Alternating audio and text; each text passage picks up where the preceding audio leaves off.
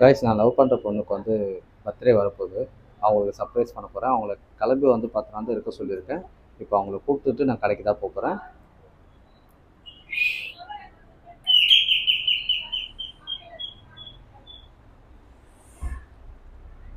போலாமா? எது கேமரா ஆன்ல இருக்கு? அதெல்லாம் உனக்கு கிளம்பிட்டியா? போலாமா?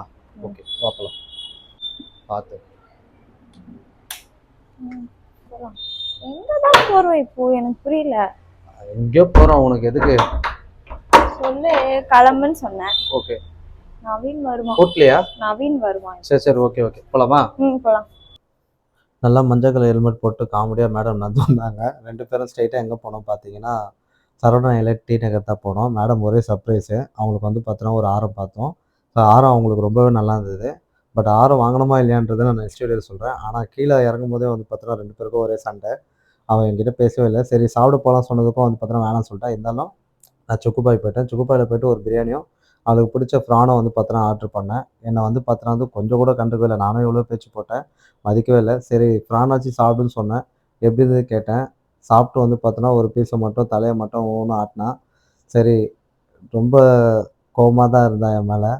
நானும் வந்து பார்த்தோன்னா எவ்வளோ சமாதானம் படுத்தணும் பார்த்தா முடியவே இல்லை. லாஸ்ட்டு 2 பேரும் சாப்பிட்டு அங்கேருந்து வந்துட்டோம்.